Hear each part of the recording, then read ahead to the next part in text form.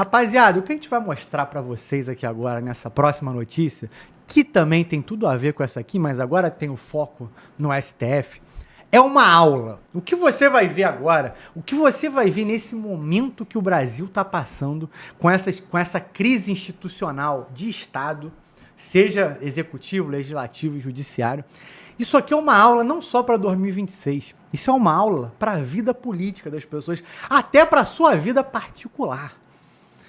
O que eu vou te mostrar agora, que está acontecendo no STF, eu acho, e eu procurei algo parecido para falar, olha, isso aconteceu há 20 anos, isso aconteceu em outro país, não achei. Gente, você deve ter visto, muito provavelmente, se acessa as redes sociais, pelo menos um dos mais de 50 vídeos que estão mostrando o STF brigando para tirar os penduricalhos dos magistrados brasileiros. Você deve ter visto aquele vídeo daquela senhora dizendo que nem o café eles estão pagando. E aí depois, esse eu nem botei aqui porque todo mundo já viu, que ela foi lá reclamar e depois descobriram que no final do ano agora ela tinha ganhado de penduricalho 130 mil reais e reclamando que tinha que pagar o cafezinho e o almoço do bolso dela. Pelo amor de Deus. Mano, Walter, o jiu-jitsu que a gente faz à noite, irmão, o Glauber não tá pagando isso, irmão. O que tá acontecendo? Pô, agora a gente tem que pagar a nossa academia? Pô, aí eu saio daqui, vou fazer a gente vai beber de noite. Um shopping, tá, gente? O Glauber não tá pagando isso, mano, Walter. O petisco também não. O petisco também não. Mas o café... Que isso, mas gente? o café tá de boa. A gente tá melhor do que... É verdade. E aí, gente, você deve ter visto essa palhaçada. Mas por que isso está acontecendo? Porque o STF, ele entrou numa briga que não tem como discordar do STF. É a coisa mais inacreditável que a gente poderia estar vendo. O STF, aqueles 11 ministros, entraram em guerra com todos os magistrados do Brasil. Eles estão atacando a própria classe. É como se fosse um time de futebol, que tem 11 ali, jogando contra todas as seleções do mundo ao mesmo tempo. Vamos entender isso aqui passo a passo e por que isso aqui é uma coisa que... fica aqui, não vai embora, deixa seu like. Já dá para ver pelo GC aqui que a gente colocou, que a gente vai pegar pesado. Todo mundo está mostrando a confusão pela confusão e não o que está por trás dela. E aqui no Fala Glauber News a gente está aqui para falar. Mano, Walter, a gente tem 3 vídeos para mostrar. Vamos começar com o primeiro, eu vou jogar a palavra pro Carcará, depois a gente vai pro segundo. Vamos entender tudo isso que... é aula, não para 2026, para a vida. Vamos por partes. Mano, Walter, vamos ouvir o Flávio Dino explicando por que tem que tirar os penduricalhos dos magistrados. Vamos ouvir ele primeiro, por partes. Qual o teto que vigora hoje no Brasil? Quem souber responder essa pergunta ganha um prêmio. Ninguém sabe. Hoje nós devemos ter aproximadamente 2.000 ou 3.000 tetos vigentes no Brasil. Esse é o fato. Porque depende da interpretação de cada órgão pagador sobre verbas remuneratórias e indenizatórias. De modo que este é o estado da arte. O Supremo ministro Gilmar, que é o mais antigo dentre nós, sabe, todos nós sabemos que já julgamos isso milhares de vezes. Segundo a assessoria do tribunal, o Supremo, desde 2000, julgou 13.925 casos sobre teto. 13.925 casos sobre teto, a mostrar que a controvérsia fática material é bastante aguda. De modo que formulei essa proposta, presidente, de objetivação do debate na reclamação, uma vez que é impossível garantir a autoridade da decisão do tribunal com esse estado fático. E tampouco é possível deslindar cada caso concreto, porque hoje, objetivamente, teto de R$46 mil só é observado no Supremo e mais, talvez, uma meia dúzia de órgãos. Qual o teto que vigora? Rapaziada, você entendeu, né? Mais de 13 mil, quase 14 mil avaliações de magistrados que passaram do teto. Não é um, não é dois, não é três. São pessoas, é o nosso judiciário brasileiro ganhando hipersalários. Hipersalários. Aqueles casos que repercutiram no passado, nossa, mas o juiz tal ganhou 1 milhão de penduricalho, porque somava mais 50 mil no mês, mais 100 mil. A gente teve, não dezenas, não centenas, não milhares, mas sim dezenas de milhares. Isso aqui vai além do absurdo que o nosso judiciário brasileiro seja assim. Só que a gente já fazia uma ideia, a gente só não tinha os números. O Flávio Dino aponta uma coisa que é incontestável. Se isso aqui não fosse no Brasil, alguém tá vendo isso de fora ia falar assim, gente, vamos bater palma para esse STF, porque eles estão atacando a própria classe de um jeito para tirar penduricalho, para, pô, você aceitou ser juiz, você vai ganhar o teu salário de juiz. Porra, não mais do que isso. Isso aqui é fantástico. Só, claro que tem um só, tem um mais, tem um porém. Isso está sendo feito à toa? Nunca na história você vai ver algo parecido. O STF parece gigante fazendo uma coisa dessa. Tudo isso que a gente está vendo contra o STF vai para onde? Quando você vê uma coisa dessa? Realmente, eles pegaram o lado certo da história e falaram, vamos para cima. Talvez outros ministros devam ter questionado, mas alguém disse assim, não, irmão. Não tem como criticar isso aqui, porque não tem mesmo. Só se isso for uma estratégia para que tudo isso que está acontecendo com Dias Toffoli, com Alexandre de Moraes, com o caso Master, com tudo isso, como é que você vai questionar um negócio que, bem, irmão, isso deve chegar a bilhão, aliás, deve não, isso passa de bilhão, esse negócio de super salário do judiciário. Eu vou botar mais um videozinho aqui e já jogar a palavra pro Carcará, para você entender o que você está vendo. Porque é genial. Você pode falar, ele, como assim genial? É maquiavelicamente genial. Pode ser, beleza. Mas é genial. Mano, Walter. O eminente ministro Flávio Dino houve por bem, de ofício, conceder uma medida cautelar que, para a magistratura, soou como uma bala perdida. Quer dizer, num conflito entre A e B, há uma intervenção da polícia, e nesse confronto sobra uma bala perdida para a magistratura brasileira. Então, o que é que fez o Sindimais? Na defesa dos magistrados brasileiros, interpôs um agravo regimental, onde evoca as razões pelas quais entende que a decisão de Sua Excelência, o ministro relator Flávio Dino, conquanto respeitabilíssima, porque traz o peso de sua autoridade como jurista de escola, é uma pessoa extremamente experiente nas lidas administrativas, nas lidas da República, isso não se desconhece, respeitabilíssimo, magistrado federal, mas que, do ponto de vista processual, criou uma perplexidade na magistratura. Por quê? Porque conferiu-se a um meio processual inidôneo para a outorga de uma tutela cautelar, ainda mais de ofício, afetando pessoas que não têm nada a ver com o litígio ali posto em lista. E não estamos falando de um agravo interno só, eminente ministro presidente. 2 agravos internos. Porque Sua Excelência concedeu uma liminar no dia 5 de fevereiro e depois esclareceu e complementou essa medida com o peso da sua autoridade e da sua sapiência jurídica, certo? Mas houve o segundo agravo interno. Rapaziada, por que eu coloquei esse vídeo aí? Para que depois não venham processar a gente, o canal. Porque o próprio presidente do Sindicato dos Magistrados deixou bem claro. Viu a analogia que ele fez? Você prestou atenção na analogia que ele fez? A gente foi pego de surpresa, como se fosse bala perdida. Porque no meio de uma guerra, a gente tomou o tiro. Do que ele está dizendo? Ele está dizendo que o STF está com uma guerra. Aí você que está em casa pensa aí, que guerra é essa? Contra a mídia? Até a Globo, Malu Gaspar, meu irmão, tirou um monte de coisa aí, da caixinha de Pandora dela ali para atacar a STF, o governo e tudo mais. Dentre outras plataformas de mídia. E aí, o STF está lá brigando com a mídia, está brigando também com o executivo. No meio de tudo isso, o STF vira todo o canhão para os magistrados, para a sua própria galera. E eles ficaram sem entender. Um dia o pessoal acordou e falou, acabou os super salários? Como assim? Como o próprio Flávio Dino falou, chegava a quase 14 mil. 14 mil pessoas que ganhava aí para milhões. É genial que isso vai acabar. que vai deixar de ser o judiciário mais caro do mundo. Mas eles fizeram isso por quê? Porque é cortar a mão para não perder o braço, ou cortar o braço para não perder a vida. É genial. E os magistrados não sabem o que fazer. Isso é de uma estratégia que talvez acabe com tudo isso. Tem gente que corta o dedo, né? Exatamente.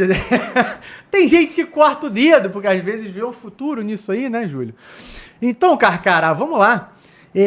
Já tem gente analisando, não só aqui no Brasil, essa questão. Virou internacional. Tem pessoas fora do Brasil, de grandes portais. É o País tentando entender o que está acontecendo. O Le Monde tentando entender o que está acontecendo. O que fez o nosso STF, o ápice do judiciário, fazer uma revolução 360 completamente absurda de um dia para o outro. É genial. É genial. Vai ser bom pra gente, mas provavelmente isso é só uma estratégia para te salvar. E eu tô dando esses detalhes e colocando esses vídeos, porque ninguém vai te falar isso desse jeito que a gente está falando aqui. Mas, Carcará, disso tudo isso, gente, quero te ouvir. Camarada, vamos lá. O STF fica caçando palavras para o judiciário, que é extremamente corrupto. Já são mais de 16 desembargadores que vendendo sentença, juízes vendendo sentença, desembargadores envolvidos com pedofilia, com tudo que é esculhambação. E desvio de verba pública em causa própria, isso vem desde que o Brasil é Brasil, pô. Aí ele fica usando a palavra penduricalho. Não é penduricalho, é desvio de verba pública para o bolso deles mesmo. Tem desembargador aí, juiz, que ganha 2 milhões por mês aí. Mas é para o cara ganhar 45 mil, 48. Vamos lá, vou começar de cima para baixo. Presidente da República ganha quanto? 48 mil reais, tá bom. Então como é que ele gastou 1 bilhão e 400 milhões em viagem? Tá lá para todo mundo ver. O Lula gastou 1 bilhão, não foi 2 milhões não. 1 bilhão e 400 milhões do dinheiro público com viagem. Isso é penduricalho? Pro STF é penduricalho. Não, isso é desvio de verba pública para o bolso dele. Dá mais de 1 milhão por dia. Ou seja, se o Lula estiver dormindo, ele gasta 1 milhão. Um cara que fala de pobreza, fala do pobre, o exemplo vem de cima, cara. Aí você vê aí os deputados petistas saindo na porrada, porque o cara vai investigar um filho corrupto do presidente, o careca corrupto. Todas as votações foi para o Congresso para combater o crime organizado, combater facções, qualquer coisa, o PT, PSOL, PCdoB, PV, PSB, esses partidos de esquerda, liderados pelo PT e o PSOL, não votam a favor de combater o crime organizado. Nós somos um narco-estado, nós temos um narco-judiciário, nós temos uma narco-cultura e nós temos narco-político. O Brasil é um grande tesouro do povo que é roubado para esses indivíduos, não para o povo. O povo não acessa essa riqueza. Então, cara, aí você vê aqui, aí eu me pergunto, o presidente da República ganha 48 mil por mês. 48 mil, tem direito a tudo, casa, alimentação, transporte, tudo. Então é dinheiro suficiente para esse cara viver. Não, ele gasta 1 bilhão, gastou já 1 bilhão e 400 milhões, 1 bilhão e meio, já gastou em 3 anos de mandato. 1 bilhão, você sabe o que é isso? Com 1 bilhão, você consegue fazer milhares e milhares, centenas de milhares de casas para o povo. O cara gastou 1 bilhão, aí a Janja vai para não sei para onde, vai nas lojas mais caras que tem, compra aquela roupa feia pra cacete, cara usa de 30 mil, 70 mil, um sapato velho de 80 mil. É o Lula com relógio de 1 milhão, um sapato de 14 mil, e o cara passa o dia todinho falando que vai tirar o povo da pobreza e os babaca acreditando num velho 171 do caralho desse, pô. Aí vamos lá. Onde é que está o Congresso Nacional? Quer dizer que o Congresso não sabe que o Judiciário tem pessoas que ganham 2 milhões, 5 milhões, 700 mil, 800 mil. O Congresso não sabe. Que é quem faz a lei. Por que não faz a lei? A partir de hoje o salário é esse aqui, ó, 48 mil. Ué, tá ali, a gente votou nesses caras para fazer a lei. mas não consegue, porque está lá o deputado do PT, do PSOL, do PCdoB, do PSB, e se eles acabarem com a falcatrua, o partido acaba o apoio um para o outro. Um bandido segura outro bandido. Já falei isso umas 1000 vezes aqui. O cara chega presidente, nomeia ministro daqui, nomeia delegado, nomeia a porra toda, nomeia o chefe da casa não sei de onde, da AGU, que não sei o que mais lá, e um vai protegendo o outro. Aí, tá bom. E o TCU, Tribunal de Contas da União, serve para que esta porra? O Tribunal de Contas da União não sabe que tem pessoas ligadas no judiciário que ganham 2, 5, 700 mil por mês. Não sabe. Quem sabe isso é o Fala Glaube e o Flávio Dino agora. Todo mundo sabe, cara.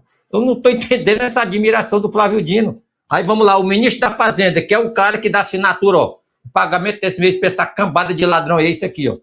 Por que ele fala? Não vou liberar a verba.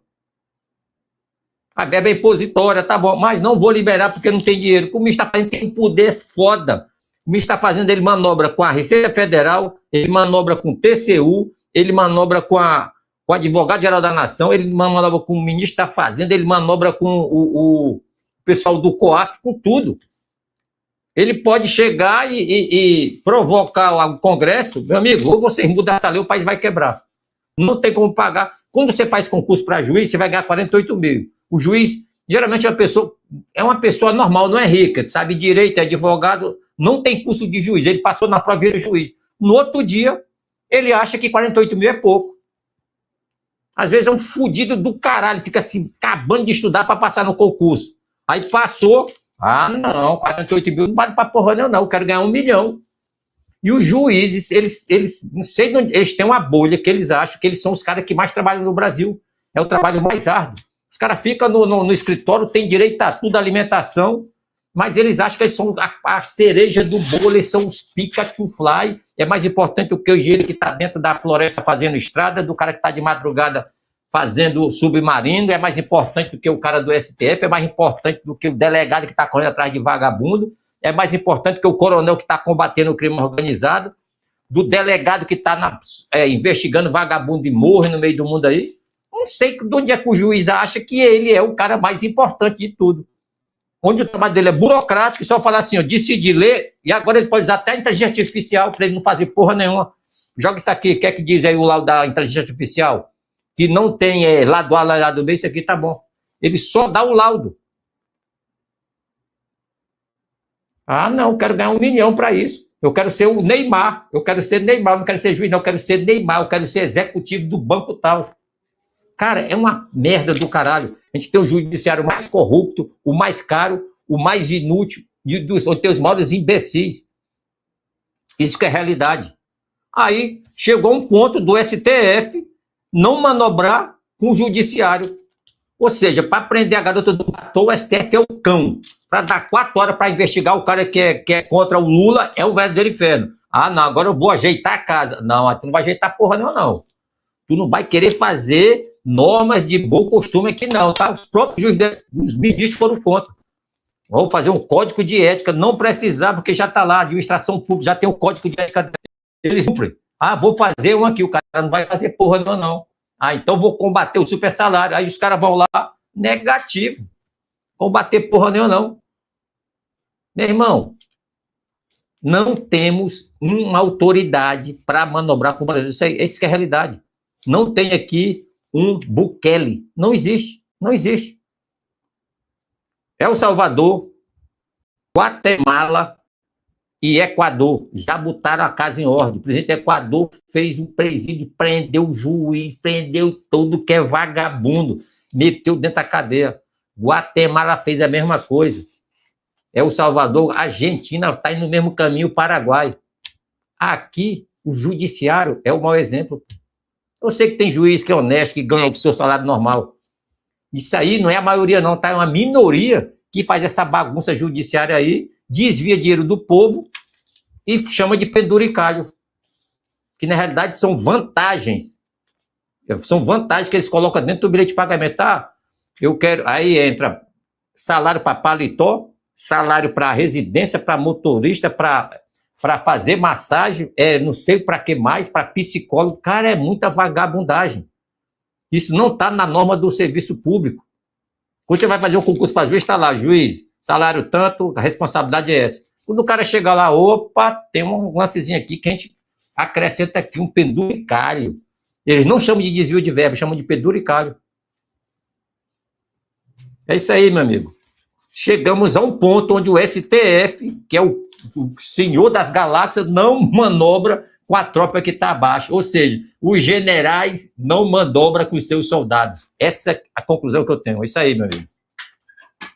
Muito bom, Carcará. Vamos ouvir também a fala do Alexandre de Moraes no meio disso. Você que já viu aí o Flávio Dino atacando aí atacando, entre aspas, os magistrados, e viu também a resposta aí do presidente do sindicato, que se sentiu no meio de uma guerra tomando uma bala perdida. Vamos ouvir aqui o próprio Alexandre de Moraes falando sobre tudo isso. Eu sou obrigado a fazer essa intervenção, até pelas pessoas que nos assistem, tanto aqui como pela TV Justiça, porque me parece, presidente, que corpo sem alma, como foi dito na tribuna, é um amicus curiae subir à tribuna para criticar o tribunal. Deveria saber qual é o papel do amicus curiae, amigo da corte. Ele não está defendendo interesse, ele está auxiliando a corte. E me parece que deveria saber também que amicus curiae não tem legitimidade recursal. Amicus curiae não tem, repito, legitimidade recursal para exigir que o recurso seja analisado. Então, presidente, nós precisamos de algum tempo, nós estamos conversando sobre isso, precisamos repensar essa questão dos amigos da corte. Amigo da corte, não é um inimigo da corte. Não é alguém que vem aqui criticar por criticar o eminente relator, dizer que o eminente decano surpreendeu o Sindimages. Deveria analisar, primeiro, o regimento interno, a jurisprudência do Supremo Tribunal Federal. Obrigado, presidente. Obrigado. Senhor presidente, uma questão de ordem. Viu só, rapaziada? Se fosse em qualquer outra situação, se não fosse o STF no meio de tudo isso, envolvendo Dias Toffoli, Banco Master, Resort e tudo mais, seria sensacional ver isso. Se você não entendeu algumas palavras, é porque o pessoal do direito tem uma linguagem própria e o Google não traduz ainda. Mas, basicamente, ele está aí explicando que todos esses vídeos que você viu aí na internet, dos magistrados dizendo que é um absurdo, não pode tirar nosso dinheiro, dessas mais aí de 13, 14 mil pessoas, o STF faz algo único. Ah, Érica, mas tem outros penduricários de legislativo? Tem. Estamos falando aqui dos magistrados, de valores aí que são bilionários, quando soma tudo. É absurdo isso. O cortar na própria carne aí foi impensável. Mas não tem como discordar. Eu fico vendo o Alexandre de Moraes, fico até com um sentimento, né, Júlio, um pouco conflitante, porque eu deveria achar incrível o que ele está falando, mas eu fico olhando e pensando, não é de graça isso. Não é de graça isso. Mas vamos lá, Júlio. Quero te ouvir também. Agora que a gente viu todos esses vídeos aí, viu como é que o STF está indo para cima. E o Alexandre de Moraes falando, gente, isso aqui não... Vocês não estão aqui para ficar abrindo recurso com nada, não. Isso aqui era para a gente ouvir vocês, para nos auxiliarem. A decisão vai ser tomada vocês querendo ou não. E aí, Julião? Bem, não é uma ciência, mas é uma técnica que é quase uma ciência, conhecida como body language, ou linguagem corporal. É ver esse vídeo aí do Alexandre de Moraes e ter a certeza de traços fortíssimos de psicopatia. É um louco, um desvairado, simplesmente dentro do Tribunal Superior. É simplesmente inaceitável. Ele se comporta como a rainha, né? Como a rainha de um jogo, a rainha de uma fábula. É simplesmente asqueroso ver qualquer tipo de fala desse cidadão. O mais interessante disso tudo é ver ele falando algumas poucas verdades, como o Eric disse, né, para chegar ao nível de ter alguma concordância. O que nós não podemos esquecer é sempre o que há depois, que é chamado de intenção. Prestem sempre atenção nas ações, mas muito mais atenção nas intenções. por quê? O que será que ele quer falando isso, né, ao público? Então, isso são traços de psicopatia, isso são traços de medo do que vem por aí, né? E todos nós sabemos que caminha para uma obscuridade muito grande. Não sabemos o resultado, esperamos um bom resultado, como todo bom brasileiro. Porém, a penumbra é a única coisa que se vê. Então, você descobrir que os mais altos graus de tudo isso, né? Esses mais altos graus, as mais altas autoridades estão nesse nível, é simplesmente ter o país à bancarrota. Presidente que já foi preso. STF envolvido em vários escândalos de INSS até Banco Master. E agora, com celular de Vorcaro, possivelmente até em crimes sexuais, podendo envolver menores. Então, é de mal a pior. A ladeira nunca para. Quem já andou na Amazônia sabe disso. Vê aquele tapete verde lindo e não sabe que abaixo daquelas árvores de 30 metros existem o socavão onde você desce, parece que você vai descer para o centro da terra e depois sobe. O terreno é completamente irregular e quando chove ou tem desvio dos igarapés e rios, tudo fica completamente molhado. Estamos caminhando para uma obscuridade que talvez a sensação que nós temos é que não tem resultado, não haverá salvação. Porém, países, impérios e outros lugares já tiveram pior e deram a volta por cima. Sabe por quê? Porque não se tem impérios eternos. Eric. Comandante Vilas Boas, muito bom, Júlio. Comandante Vilas Boas, eu vi algumas pessoas falando na internet que, sendo uma estratégia ou não para livrar o STF dos problemas que estão acontecendo com alguns ministros pontuais, sendo uma estratégia ou não, é muito bom que isso acabe, que isso seja cortado de uma vez por todas. E que, se no fim das contas tudo isso serviu para que a gente pudesse ter esse ganho, bacana. Só que aí eu fico pensando, será que essas pessoas são loucas e não conhecem o Brasil? Porque no Brasil que eu conheço, sabe o que eles fazem? Eles criam uma questão midiática única que faz o mundo começar a olhar para o Brasil, mais do que já estava, por ver uma situação como essa, de cortando aí esses super salários aí de magistrados, dezenas de milhares. E aí, no ano que vem, quando já tiver passado as eleições, quando não tiver ninguém na mídia, quando tiver tudo tranquilo, eles vão fazer uma reunião fechada, que a mídia não vai ver, porque vai passar batido, e tudo isso vai voltar numa canetada só. Pô, mas como que volta numa canetada só? Basta alguém apontar que descobrimos uma cláusula que impedia o STF de cortar isso tudo. Então, tá invalidado. Dá para fazer isso em 30 minutos, gente. Se já tiver no esquema, já souber o que você vai usar, em 30 minutos volta tudo. O STF já fez coisa mais questionável do que isso. Deixa o pessoal um ano sem nada. Todo mundo fica feliz.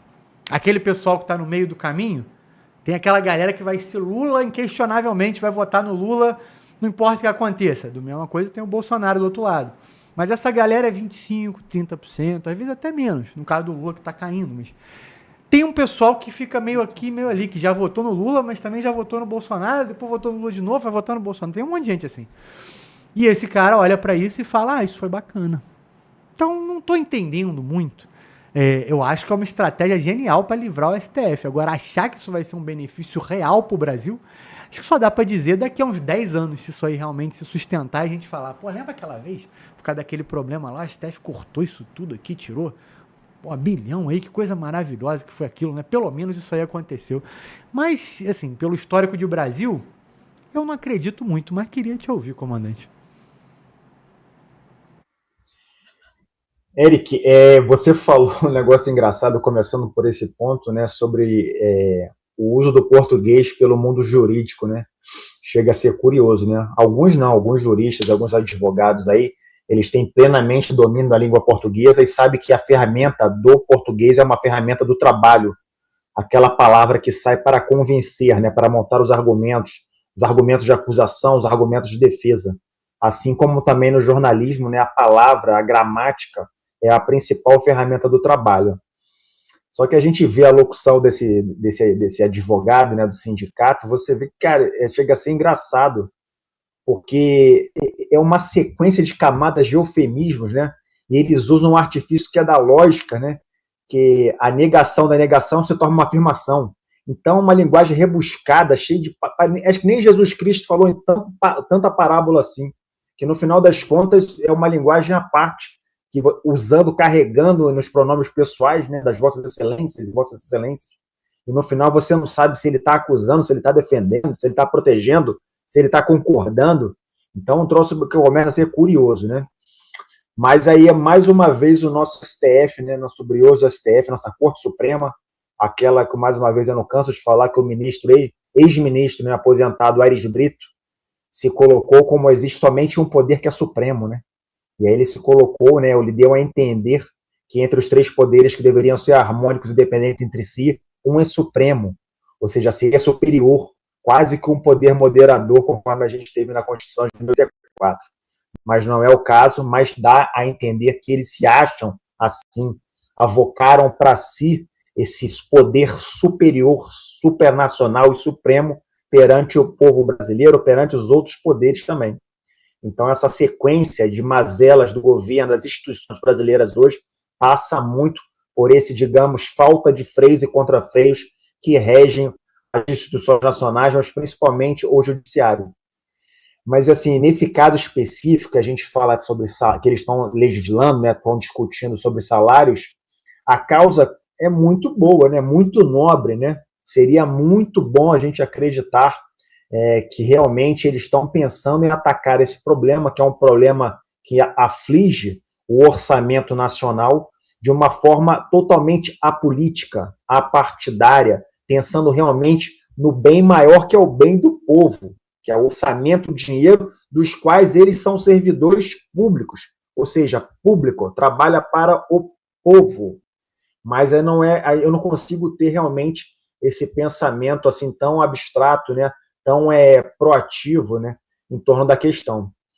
E aí, falando de salário, eu não consigo deixar de lembrar, vocês estavam falando aí, eu estava lembrando aqui de um caso particular, né, quando eu fazia a escola naval, a gente estava no último ano, né, e aí teve uma cadeira de direito, e o professor que era de direito tinha saído e entrou um juiz para ser o nosso professor da cátedra de direito.